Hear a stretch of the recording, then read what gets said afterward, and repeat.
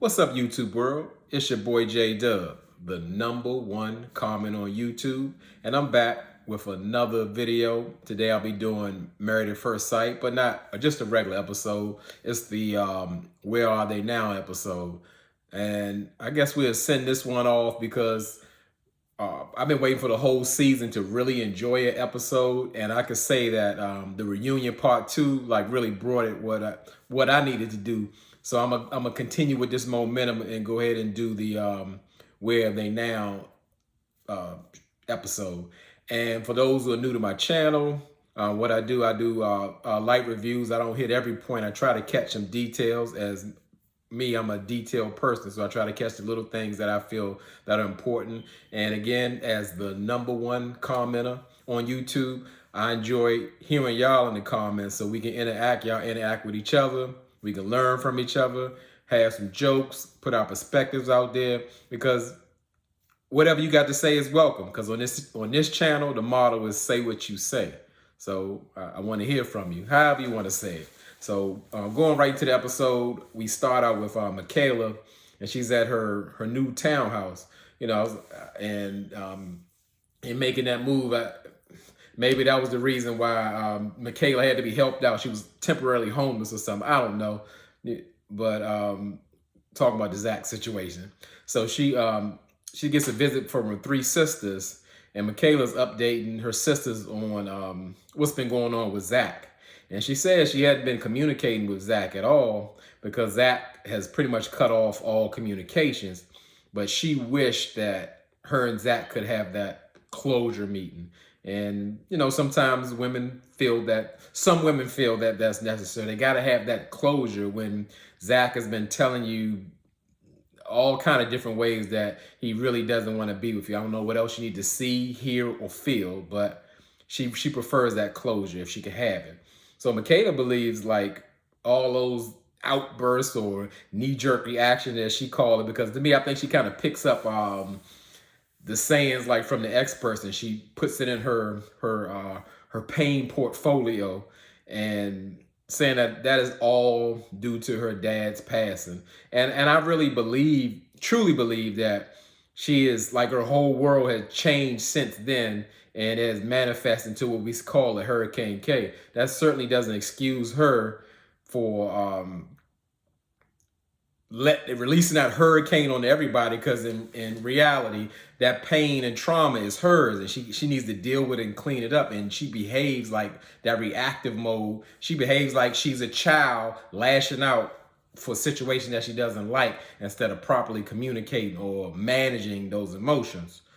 And sometimes I kind of get tired of like using everything you go through for your dad. So when you got that going on, the first thing you need to do is get, some gift cards to that local therapist, and she needs it. I mean, we all can use it, but yeah, but as I say, as you can see, she's got some hurt and trauma that really needs to be cleaned up.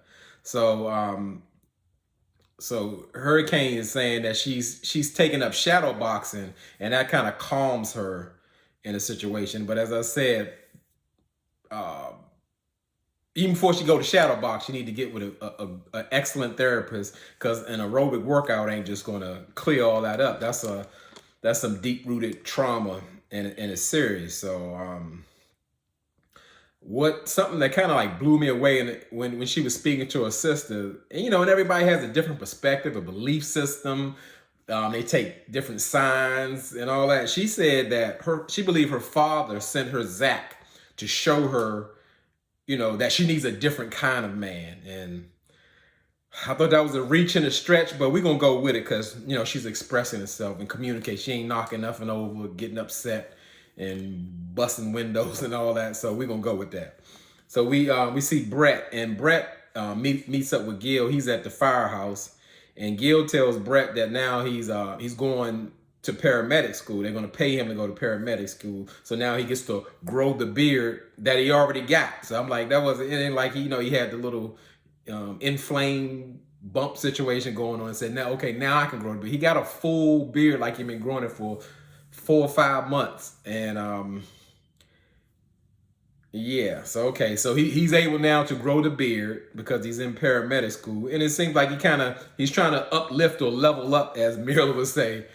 And I don't know if that's something that motivated him because he got divorced or what. But Gil's on the up and up, and he's trying to do better, or he's trying to do more. And Brett tells Gil that she's going dog shopping with Mirla, and Gil was like in total shock, like, "What? I can't believe this!" And I couldn't understand why he was so shocked, because he told this experts himself that I guess when Mirla was taking care of his dog, now she wants a dog of her own. So where's the shock coming from?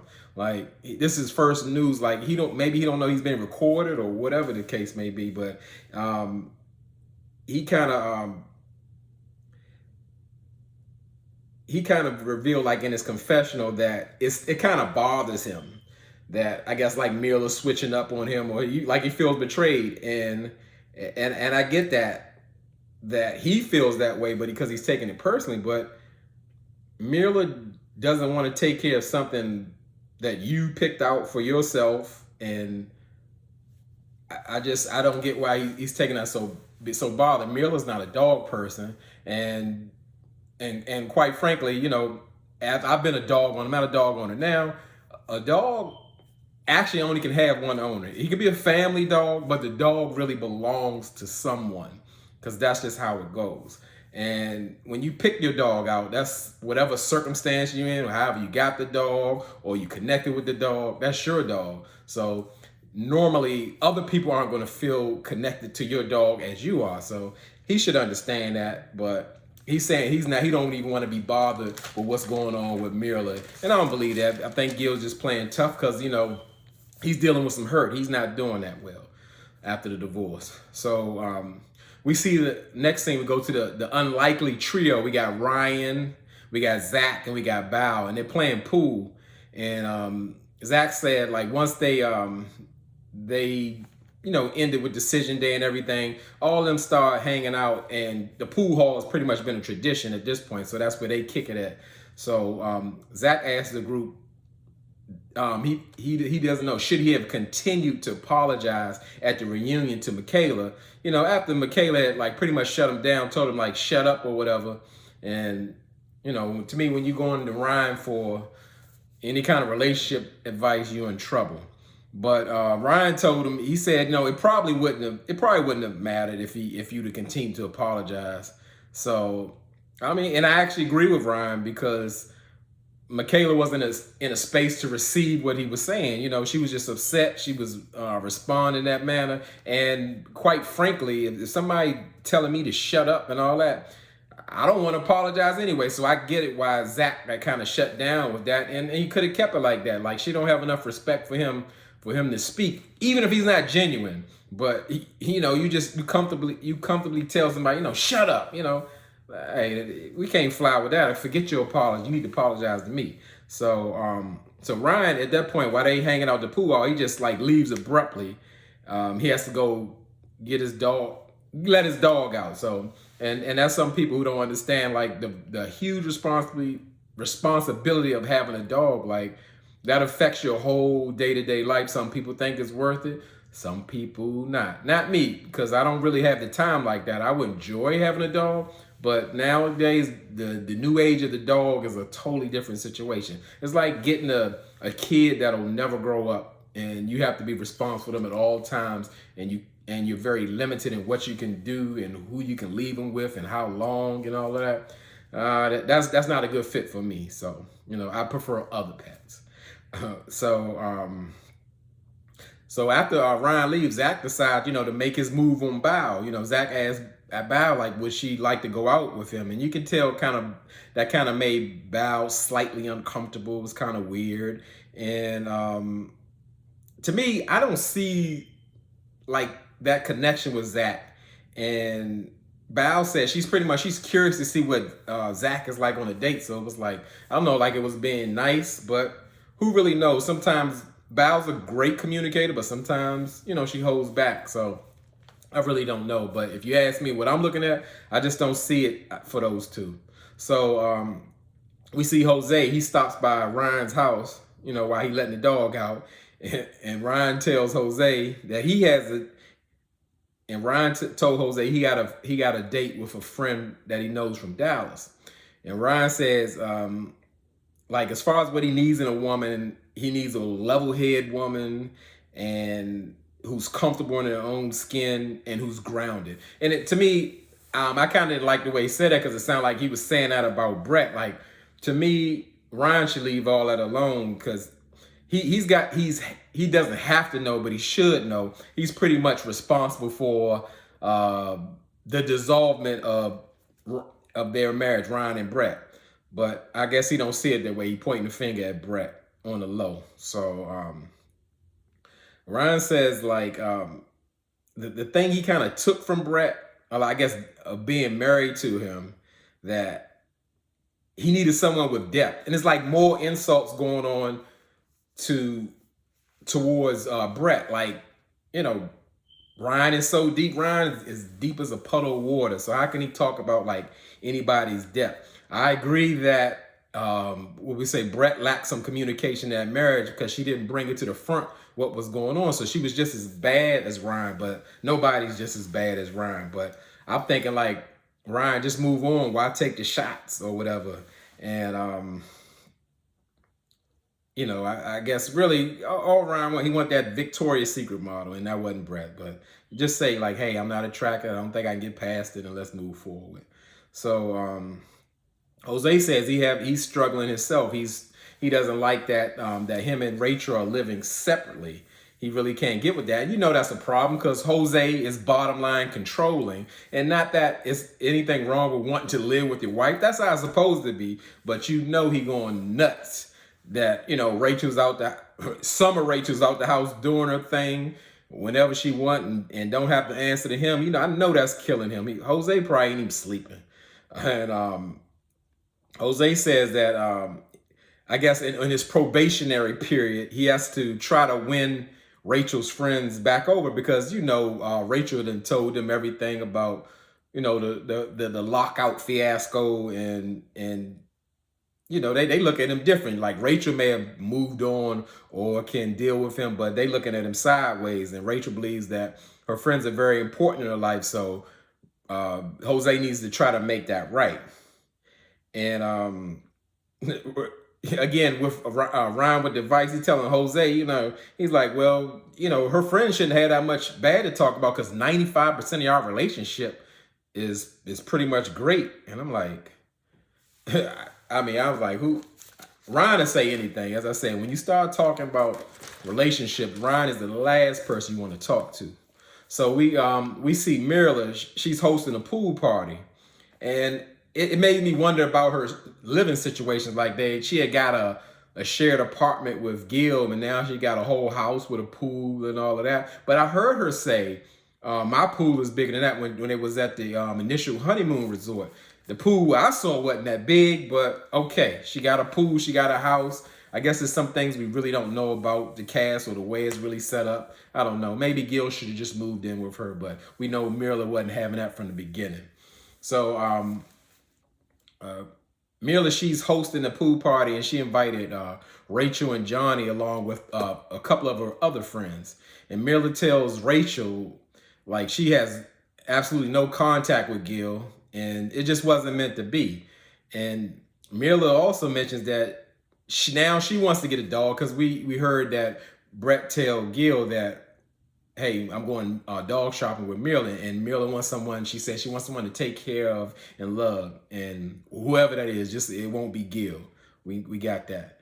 And as far as like, you know, to me, I don't know if it's just because they're fresh out, but like it seems like all the couples, even when they're talking about moving on or things they didn't like, they referring to their former spouses. And Mirla even took some shots at her dog, Gil's dog, because she was like, you know, I don't want no big dog. I want no dog that got fur shedding everywhere, and I don't want no dog slobbering all over the place and all that. I mean, she has every right to do it. Like I said, I always thought it was unfair that he expected her to take care of the dog because, shoot, he had a dog sister, a dog sitter.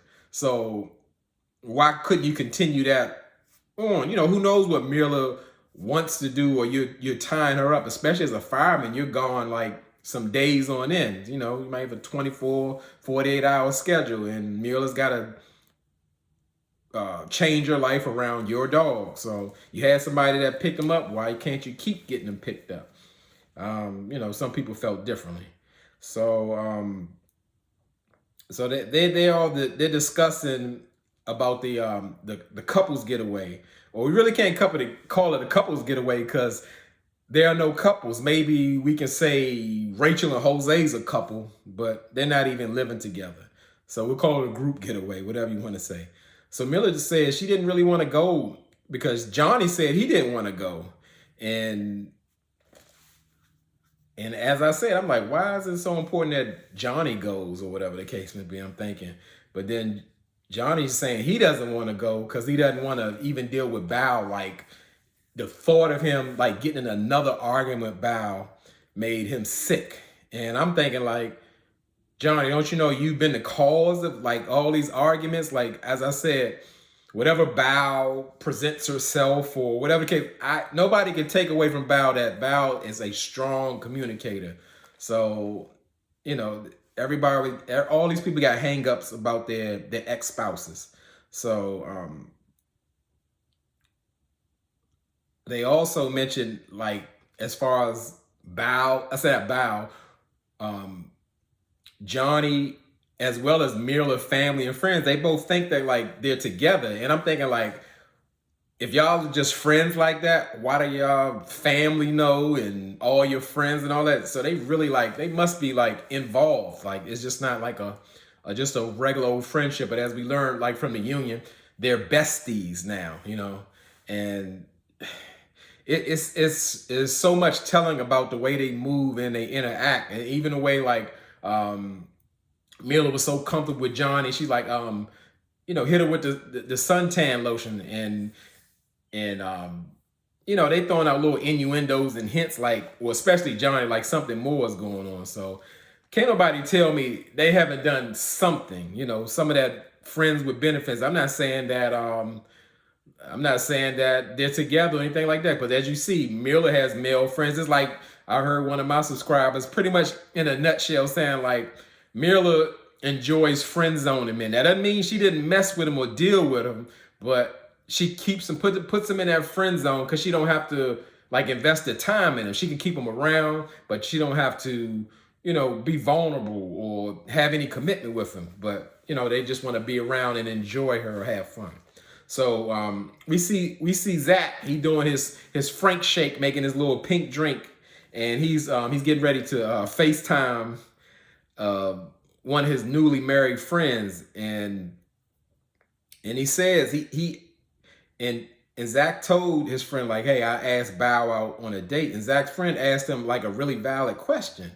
He was asking Zach like, was your intentions before like you were kind of locking in on Bao in the situation, or how did that work? And Zach pretty much in defense saying like, hey, you know, we've been hanging out and I've been kind of liking her, and that's how it is. It wasn't like really doing the process. And Zach's friend also asked like, how do you think like Michaela or Johnny would feel about him dating Bao? And like I said, I thought the friend was asking some real questions, and Zach was pretty much saying like he doesn't think Michaela would care, and that pretty much he knows or he thinks she moved on. Like, I'm like, Zach, you're so delusional. Or if you're not delusional, you want to create a story that would make sense, or it's just going to flow. Because even if Michaela, I know she cares. I don't care what anybody says. Not that he has to worry about that, but Zach is like in his own world. What they say, he's an idealist. So he has an idea what everything should look like, even if it's not like that. So I definitely think it's certainly messy. It's just like asking for trouble, and it's just like it's too soon. Everybody dealing with pretty much divorce, and none of them are divorced for real, but now in a group of friends, now you want to date each other. Same way with Johnny and Miller, even dealing with each other. I don't like it. It's stupid. So we see Jose. He meets up with Rachel's friends. You know, as I said, Jose's in a probationary period, and he gotta clean things up because he has a horrible reputation amongst Rachel's friends because they know the whole story. And when they Jose's talking, he's gonna give his politically correct answers and make it sound good. And he pretty much told the friends, like, in a couple situations he's fumbled the ball. And but as far as the big blow up that they had, it was just so crazy. But in all, it made them stronger. And he also blames his controlling ways of he's trying to do too much, and he's just trying to take care of Rachel. And I like one of Rachel's friend, the strongest one, who gives her great advice. Rachel needs to keep that friend around, because if not, I think she would be a complete doormat. And she admitted herself, and her friend knows it. But Rachel's friend recognizes that Jose, he talks the talk, but can he walk the walk? And yeah, it sounds good, all that good stuff you're saying and what you're doing, but you got to actually apply that. And as I said, you could say anything to Johnny, or tell him, yeah, you just got to start beating women and just live your life right. He's just going, he's going to just shake his head. Whatever you say, he going to just go with it, and one ear out the other. So Rachel's friends know, like, let Jose know, like, it's only you that can push Rachel away. She, like, really wants to be with you, and the ball's in your court, Jose. Like, only you gonna mess this up. Rachel is, like, all in it. And like I said, I really like that friend. They need to keep her around because she's doing a good job. So we see Gil, he meets up with his therapist in the park. And Gil explained to her, I guess he said he was in therapy for a while, but it seemed like this was his first meeting. And he was telling his therapist that he's really having a hard time dealing with an unexpected divorce. And the therapist mentioned, like, she had just noticed him, like, hey, like, why are you still wearing your wedding ring? What does that symbolize? And Gil says it's like he's still fighting for something. And that shows you totally, like, Gil still has hope that Mila would change her mind, like she'll come back, or they can, like, do this again or correct it. And I'm like, this has to be post reunion. Like, did he see or feel Mira's energy, how she was playing with him, with Johnny and all that kind of stuff? I mean, like, this lady does not care about you at all. And Gil needs someone to talk to or get through, because, like, this man is suffering. I mean, he's suffering so bad. I know it's easier said than done. I guess he need to talk to his mother or something, or give him some great advice and get through this, or but he's doing right because he's suffering so much with this. He's seeking professional help. I heard it's an old saying my grandmother told me. She say, hey, if somebody leave you or break up with you, you get to cry for 3 days, and after that, that's where it stopped. That's in. They out having a good time. They living their best life and doing whatever they want to do. You got to move on, because Gil has to move on. This man, this has been months, and he is, like, totally devastated. And I don't judge him for that, but I just want him to understand, or just like what the therapist said, like, what are you fighting for? It has to be two people in that marriage working or wanting to be together. And, like, Mira, she gone. She long gone. She's Summer Mira, and she's Summer Mira all year long, and she don't want nothing to do with Gil, and he's still suffering. And Gil, as far as with the ring go, Gil was kind of reluctant to kind of take it off, but he's like, I'll put it away for now. Like, I'm gonna put it back on later when I go walk my dog. But it's just sad. It's sad. He need to pick himself up and really reflect, and even think, like, hey, what could I have done differently in this situation? He need to get with that therapist about that and really be honest about that. If not, he gonna have, like, some of the same issues going on, because I never hear him say, like, damn, was I too critical of her? Was I on her too hard, or, so nitpicky? And even when she came forward, or did I try to reduce her? Because I remember I had a problem with Gil when, like, he finally got Mila to come around. I guess he already consummated the marriage and they didn't say anything. But she was asking the man to make a smoothie because he making one, and he was shutting her down. I'm like, you in your honeymoon phase of your marriage, and you shutting your wife down about a smoothie? Like, that don't feel right. Don't look right. Since he all in love, and how everybody applaud, he's done all this wonderful work and all of that kind of stuff. So, as I said, Gil hadn't let go. He's still holding on hard, and Mill is gone. So Yeah, you better let go or find out a way. So we see Michaela, she's in her shadow boxing class that she invited her sister to. And I like to see that Michaela is, you know, she has something to have an outlet, because she's definitely got some pent up energy going on. And I just don't want her, the way she be talking, it sounds like she's treating the class as a therapy session. She need to get with Gil. She need to get one of them cards from Gil and get with his doctor or somebody else, some other therapist, because that's what she needs. Outlet is just something on the side to release some of those things, because like she's not going to work all that out. It'll probably take a year for her to work all that out. And I just don't want to get so deep in that, oh, the shadow boxing does everything, because that's what it's kind of sound like she's going into. And she need to get on something else, like I said, something more constructive like therapy.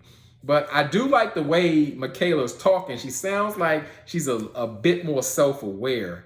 And you know, she even talks about going on the getaway trip with the group and everything. And Michaela's kind of saying like, hey, I kind of want to focus on things I know that work or don't work for me. And like she wants to be more like on a positive tip. And she understands that she's a hurt person, because she used that term, you know, hurt people, and she doesn't want to hurt. So she understands that she is the hurt person that's inflicting all this pain and hurricane onto people. So I was like, I like to hear that. And Michaela also said that she has to learn coping mechanisms to deal with the situations in front of her instead of fighting off the problem. I'm like, okay, Michaela, we getting somewhere, because you know, it was at the time I wasn't more so rooting for Michaela. I just didn't like how they were villainizing her like she's the worst thing in the world, because as you know, all I know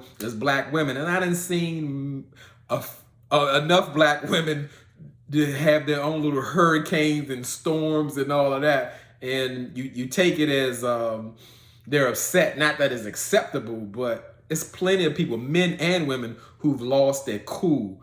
But we see and learn, especially when we go back to the reunion, talking about you know, Michaela busting her own car window and all that. Like I said, point blank period, that's violence. And me, myself, I can't be around a violent person anyway. That's dangerous. I was always taught to protect myself in all situations. So you're gonna place me in a situation where I have to be defensive, and that has nothing to do with being in a healthy relationship. So right now I'm gonna stop it here, because normally, you know, I do a part 2, especially for Married at First Sight, because they doing you know, 2-hour episodes. So right now we're gonna take a break, and the #1 commenter will be right back with part 2 of Married at First Sight. Where are they now?